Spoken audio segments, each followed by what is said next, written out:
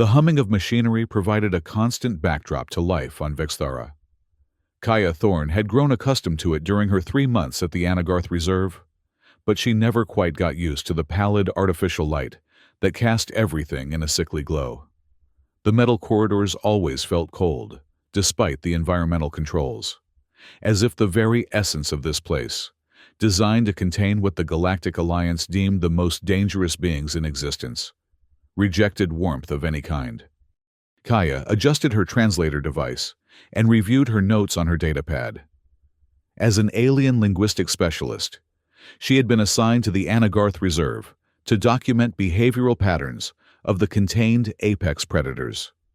It was the year 5247 by galactic reckoning, and humans had only recently been categorized as potential threats by the Alliance, a designation that still stung Kaya's pride. The irony wasn't lost on her that she now studied creatures considered far more dangerous than her own kind. "Thorne, your clearance for Containment Zone 9 is approved," announced the metallic voice from the overhead speaker. "Please proceed through decontamination." She stepped into the chamber, enduring the familiar sensation of sonic cleansing and electromagnetic scanning. The hiss of sterilizing agents filled the small space before the door ahead slid open with a pneumatic sigh. Security Chief Grom waited on the other side, his insectoid features impossible to read. 6 compound eyes tracked her movements with mechanical precision. "Miss Thorne, I remind you again that observational protocols must be strictly followed in Zone 9, he chittered, mandibles clicking with each syllable. VX-99 Alpha is particularly volatile, even sedated. It has injured 3 handlers this cycle.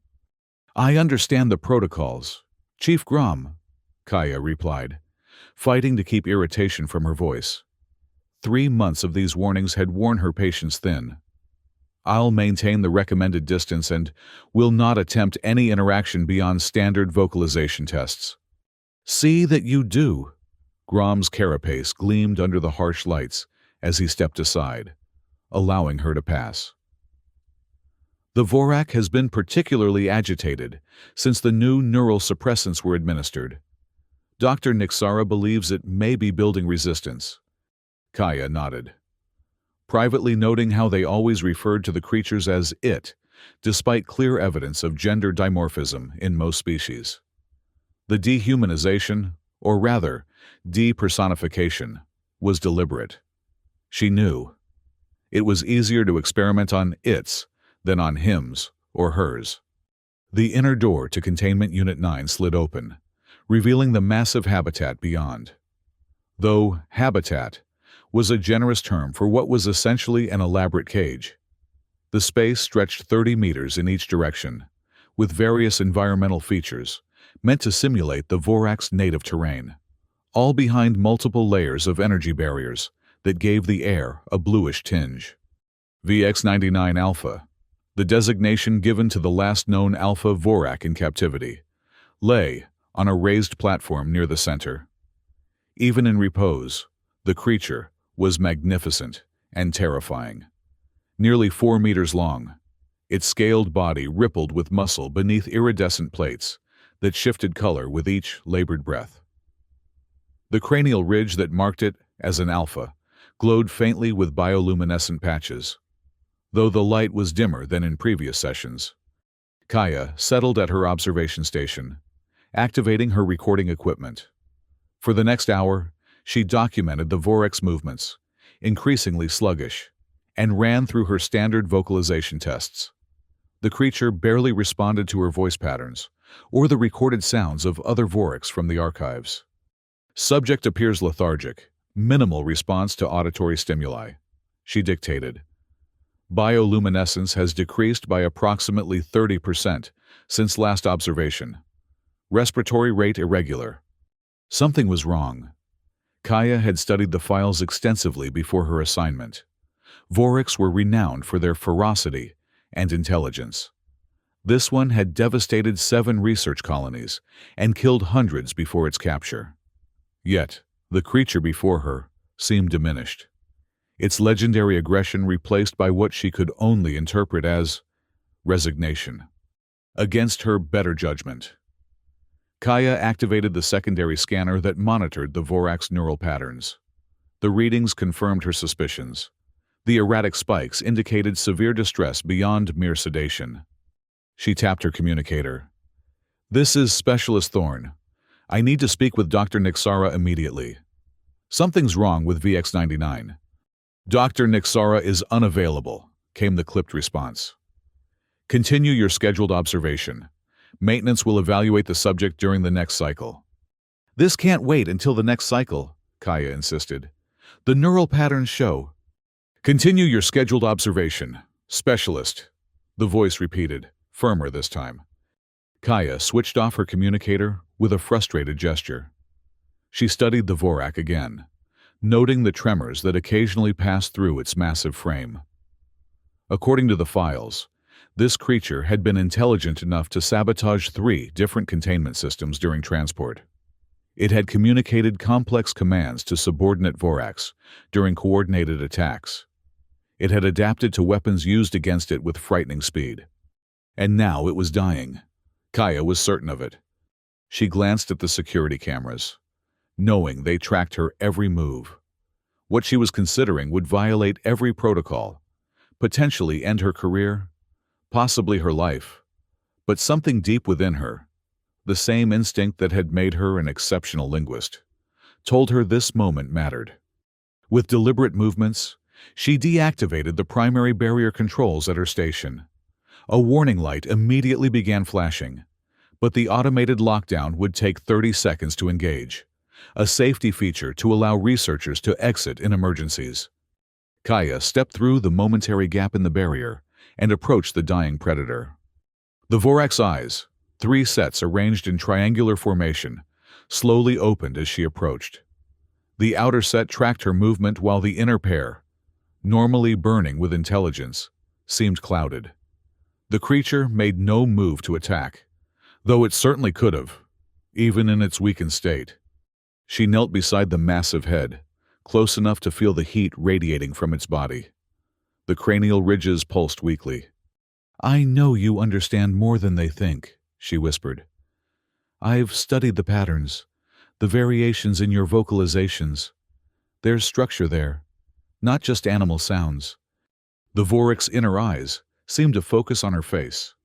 "I don't think you were meant to die alone, surrounded by force fields and neural suppressants," Kaya continued softly. She reached out, her hand hovering centimeters from the scaled hide, before gently making contact. The moment her fingers touched the Vorak, alarms blared throughout the facility. Red emergency lights began flashing, and the automated system announced a containment breach. Kaya ignored it all, maintaining contact with the creature. To her amazement, the Vorak made no aggressive move. Instead, it seemed to lean into her touch, the closest approximation it could manage to a response. A low rumble emanated from deep within its chest. Not the threatening growl documented in the archives, but something softer, almost melodic. Kaya adjusted her translator device, recalibrating it to analyze the subtle vibrations. The device couldn't provide a direct translation, but it detected patterns, definite patterns that suggested meaning beyond mere animal vocalizations. She leaned closer, cradling the massive head as best she could. "I'm listening," she whispered. "I'm here." The Vorak's eyes locked with hers, and the rumbling continued, changing in pitch and tempo.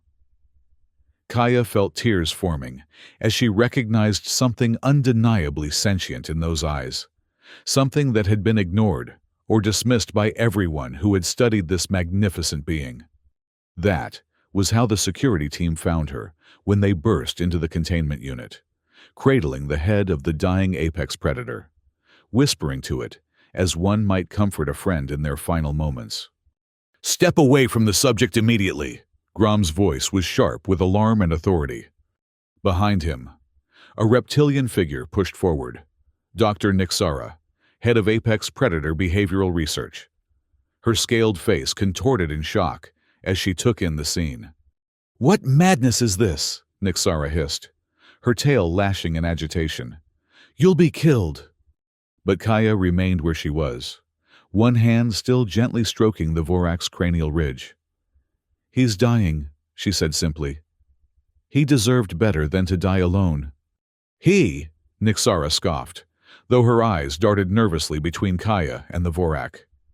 "VX-99 Alpha is a specimen, not a person, and it has killed hundreds of sentients. Have you ever wondered why?" Kaya asked quietly. "Have you ever tried to actually communicate instead of just observing reactions to neural suppressants?" Before Nixara could respond, a gelatinous figure glided into the containment unit. Chairman Zier, the Zine who headed the High Life Form Conservation Commission, surveyed the scene with multiple eye stalks that extended and retracted from his amorphous body. Specialist Thorne," he burbled, his translator rendering his liquid speech into standard. "You have violated 17 separate protocols. Step away from the subject immediately, and we may yet avoid terminating your contract." "With respect, Chairman," Kaya replied, not moving from her position. "I believe we've been wrong about the Vorex, about all the apex predators here. This isn't just an animal acting on instinct. There's intelligence here, communication we've been missing because we've been suppressing it." "That's preposterous," Nixara interjected. "Vorex don't have the developed neocortex necessary for complex communication. That's established science." "Is it?" Kaya challenged. "Or have we only been examining sedated, traumatized subjects? How can you see the whole picture when you're deliberately suppressing part of it?" The Vorak rumbled again, a different pattern this time, and Kaya felt rather than saw all the security personnel tense, weapons raised. But she understood somehow that the sound wasn't threatening. It was an effort at speech. "He's trying to tell us something," she insisted. "Security protocols demand we remove you," Grom stated flatly, though there was a hint of uncertainty in his compound eyes. "The subject could attack at any moment." "Then why hasn't it?" Kaya countered. "It's had every opportunity. Instead, it's communicating." Chairman Zier undulated nervously, his gelatinous form rippling with concern. "If the Vorak truly possesses communicative abilities, our entire containment and research policy would need revision." "Precisely," Kaya said. "We need to rethink everything about how we're treating these beings." Dr. Nixara stepped forward, her scientific curiosity apparently overcoming her initial shock. She activated a frequency analyzer from her equipment belt, directing it toward the Vorak. "The growls do show consistent, short-burst patterns," she admitted reluctantly after studying the readings. "But that hardly constitutes language." "It's structured," Kaya insisted. "And look at the neural response pattern on your monitor. Those aren't random firings." The screen indeed showed waves that pulsed in what appeared to be responsive patterns, rather than the chaotic spikes associated with pain or aggression. Security Chief Grom's antennae twitched as he received information through his personal communicator. "There's an unusual pheromone emission from both Specialist Thorne and the subject," he reported. "Analysis suggests it's not aggressive, but communicative." "You see," Kaya said, hope rising in her chest. "He's choosing to interact, not just reacting on instinct." The Vorek's breathing had become more labored, and Kaya could feel the life ebbing from the magnificent creature. With gentle movements, she began to recite an old human folktale, one her grandmother had told her about animals and humans learning to speak the same language. As she spoke, she stroked the Vorek's head, maintaining the connection that seemed so precious and fragile. "The neural suppressants are wearing off," Dr. Nixara observed, her voice hushed as she watched the readings on her device. "Yet it's not attacking." Kaya corrected gently. "And maybe that's because he never wanted to attack in the first place. Maybe what looked like aggression was something else entirely." The Vorak's inner eyes focused with sudden clarity, and a series of rumbles emerged, longer, more structured than before. Kaya's translator device beeped, indicating it had detected a consistent pattern it could begin to analyze. "Thank you," came the halting, mechanical approximation from the device. "I go soon." A shocked silence fell over the containment unit. Even the most skeptical among them couldn't deny what they'd just heard. "Impossible," whispered Nixara, her scientific worldview visibly crumbling. Kaya leaned closer to the Vorak. "Can you tell me more? Who are you?" The creature's breathing grew more strained, but it continued to produce the structured sounds that the translator struggled to interpret. "Lord, Protector, Arashun," came the fragmented response. "Hunted. Wrong capture. Wrong." Tears streamed freely down Kaya's face now. "You were protecting your home." "Yes. Tell my clan. Forgive." With those words, the light in the Vorak's inner eyes dimmed. The magnificent creature exhaled one final time, and then lay still. The bioluminescent patches faded to darkness, leaving only the iridescent scales to reflect the harsh facility lighting. Kaya bowed her head, still cradling the massive skull.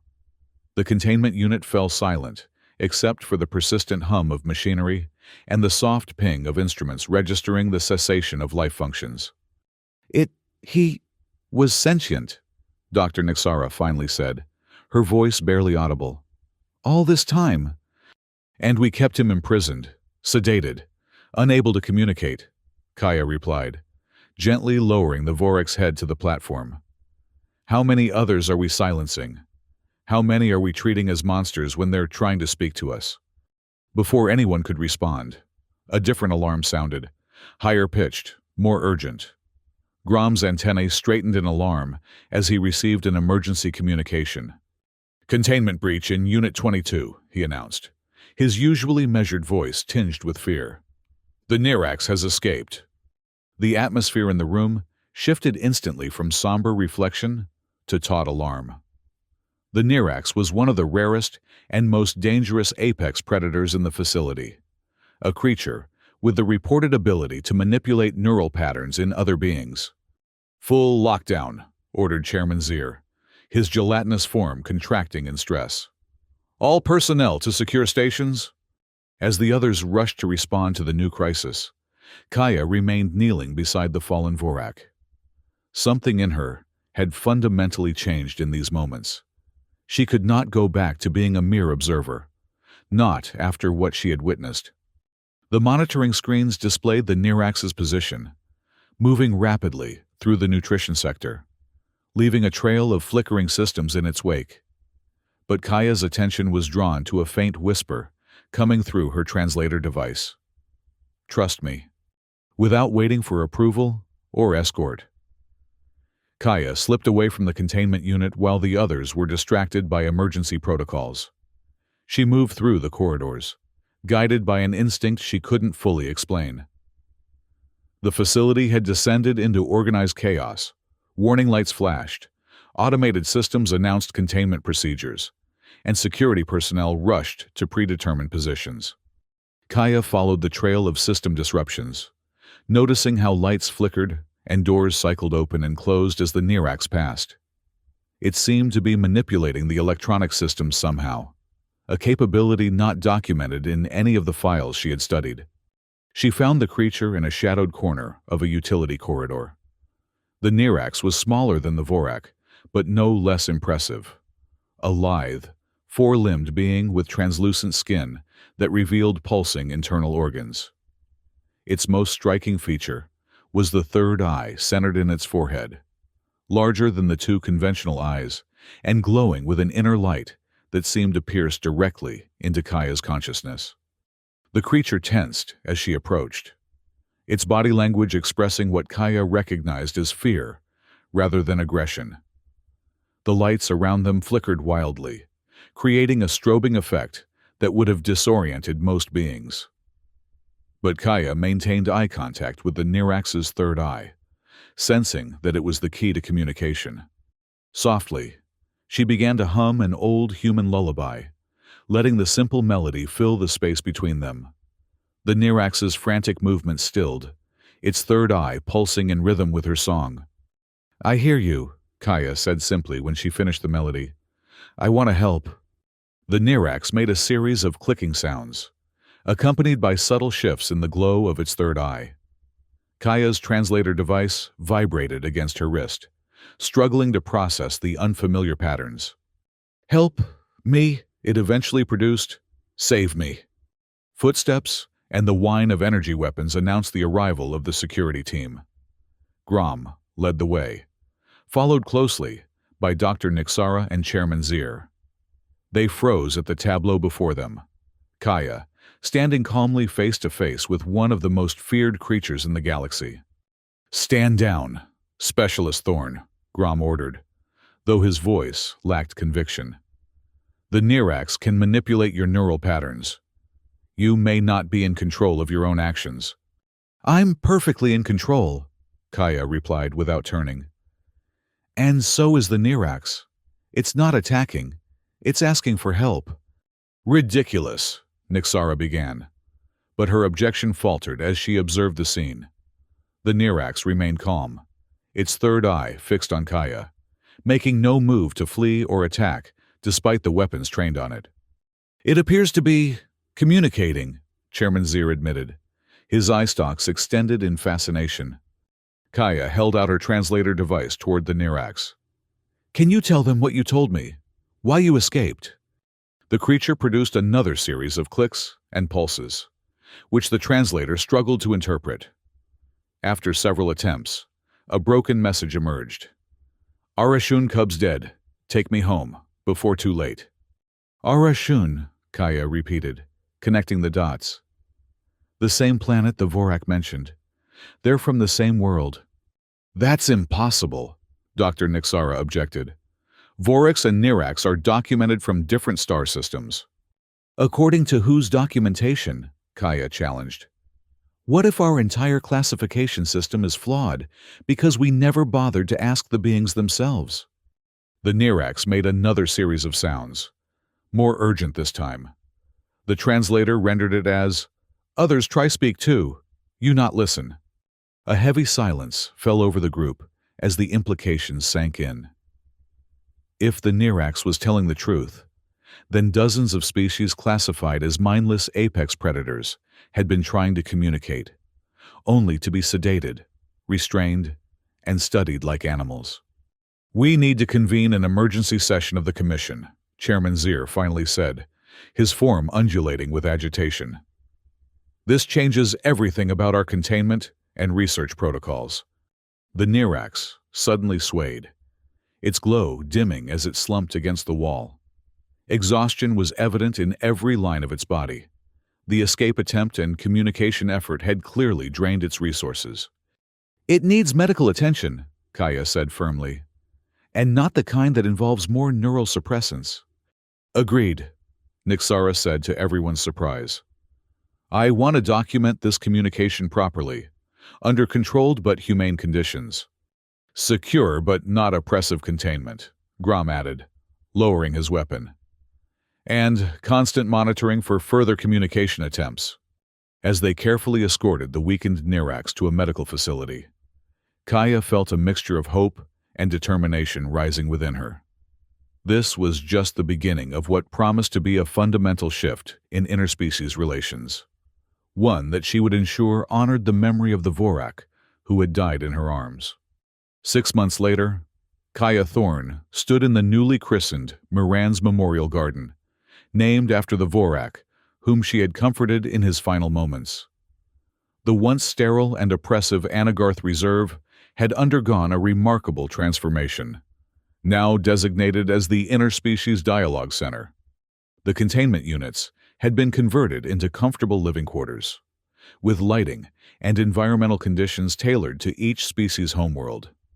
Crystal-embedded statues commemorated the beings who had died in captivity, while plants from various worlds grew together in harmonious arrangements. Kaya wore her new insignia, Voice of Beasts, the somewhat dramatic but fitting title given to her as the lead apex species interpreter. The past 6 months had been exhausting, but exhilarating as she helped establish communication protocols with dozens of species previously classified as dangerous predators. Dr. Nixara approached, her scales gleaming in the soft light of the garden. As the newly appointed director of Apex Communication Research, she had thrown herself into developing reference languages for each species with surprising enthusiasm. The Jimor has made remarkable progress, Nixara reported, referring to the crystalline being who had once been labeled the most destructive force in the Nexus Quadrant.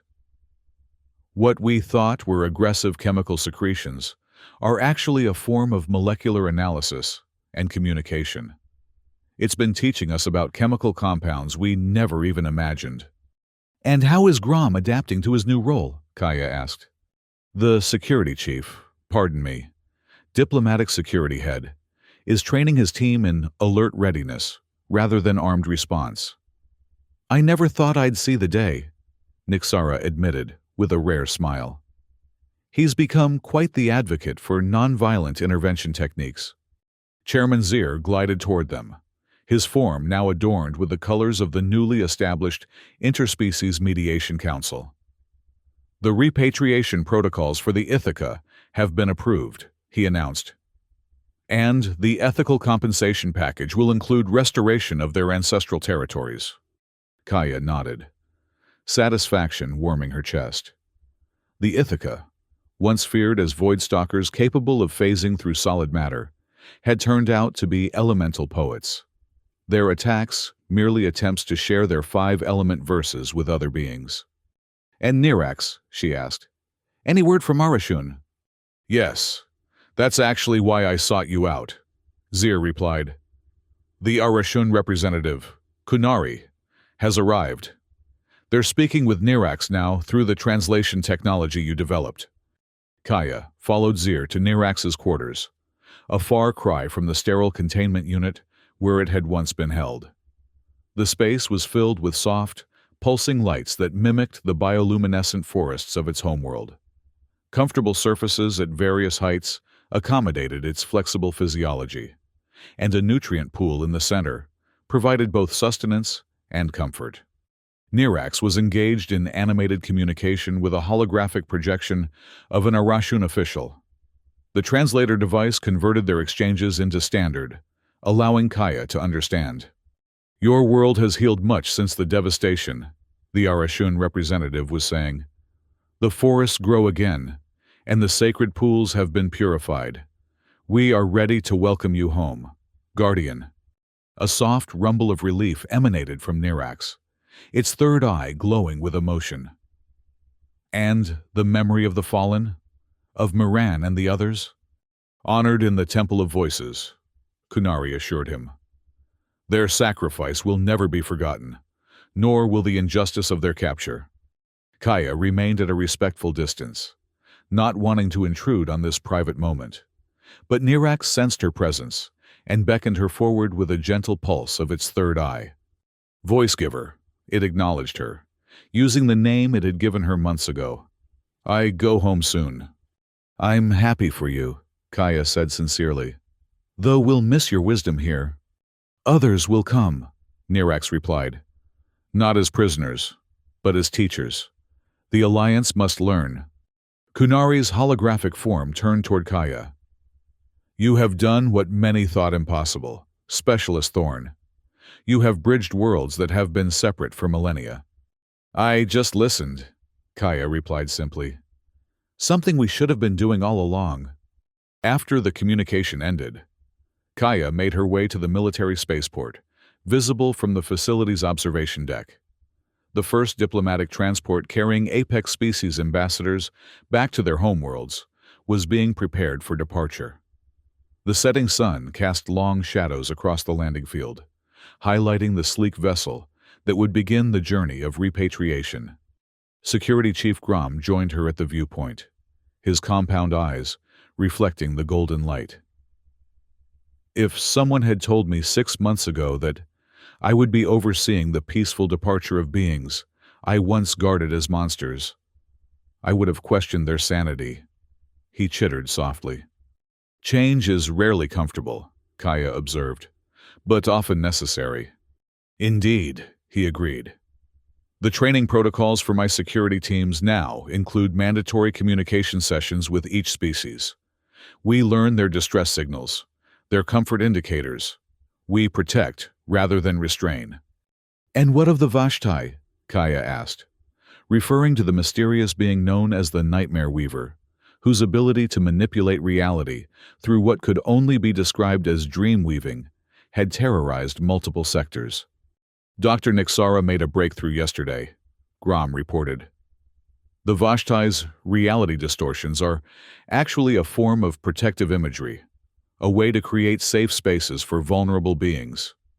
What we interpreted as attacks were attempts to shield others from what it perceived as threats. Kaya smiled, remembering her own encounter with the Vashtai weeks earlier. The being had appeared terrifying at first, a shifting mass of shadows and impossible geometries that made reality itself seem to bend. But when she had approached with respect and offered a simple cup of Earl Grey tea, a universal gesture of hospitality among humans, the Vashtai had calmed, revealing its true form and purpose. "And Nixandra," she inquired, about the Shadow Weaver, once considered too dangerous to approach, even with full protective gear. Reunited with her offspring, Grom said with satisfaction evident in his voice. Her phase-shifting abilities turned out to be advanced parental care techniques for creating safe zones for her young. We had separated them, misinterpreting her desperate attempts to reach them as random aggression. Chairman Zir approached, his gelatinous form now carrying the formal insignia of the Interspecies Mediation Council. "The last of the documentation has been processed," he announced. "The Nexus Corporation representatives are not pleased with the loss of their research subjects. But the Alliance Council has unanimously supported our reclassification initiative." "It was never about research," Kaya said firmly.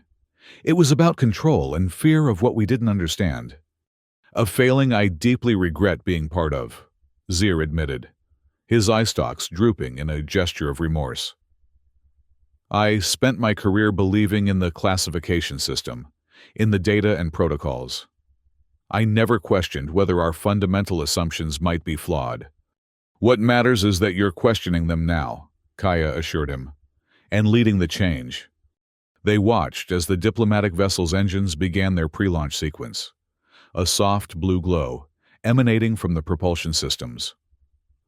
On board were 5 former apex predators, now recognized as diplomatic representatives of their respective species. They would be the first of many to return home with dignity and recognition. "There will be resistance," Grom warned. "Many still believe these beings are simply monsters, incapable of true communication or peaceful coexistence. Then we'll continue to prove them wrong," Kaya replied, one conversation at a time. As the ship rose gracefully into the darkening sky, Kaya thought of Moran, the Vorak who had died in her arms. His final wish had been for his clan to know he had not abandoned them, for them to forgive his absence. Now, that message would finally be delivered, along with the promise of a new relationship between species once considered mortal enemies. The ship disappeared into the upper atmosphere, leaving only a fading trail of light. Kaya stood firm, her resolve unwavering. From this day forward, no being in the galaxy would be dismissed as a beast without first being given the chance to speak, and she would be there to ensure their voices were heard. In the quiet garden that evening, Kaya sat beside the crystalline memorial to Moran. Self-sustaining plants from Arashun grew intertwined with species from a dozen other worlds, symbols of renewal and coexistence. "I wish you could have seen this," she whispered to the memory of the Vorak. "Your death wasn't in vain. It was the beginning of something new." A soft breeze stirred the foliage, carrying the mingled scents of alien flora. In the distance, the lights of the Interspecies Dialogue Center glowed warmly against the night sky. No longer a prison, but a place of learning and exchange. Kaya closed her eyes, listening to the harmonic hums of the Ithaca's evening poems echoing from their quarters. The sound mingled with the crystalline resonance of the Jimori's chemical communications and the dream whispers of the remaining Vashtai. A symphony of voices once silenced, now filling the night with their ancient wisdom. And among them, her own voice, no longer just observing, but participating in the great conversation of life across the galaxy. They called her the voice of beasts now, but she knew the truth. She was simply the first to stop and listen when others had only heard roars. She rose and walked with determined steps back toward the center, ready for tomorrow's work. From this moment forward, every being across the galaxy would no longer be fierce tigers, but allied friends. The stars above Vixthara seemed brighter somehow, as if they too were listening to the new voices, joining the cosmic conversation.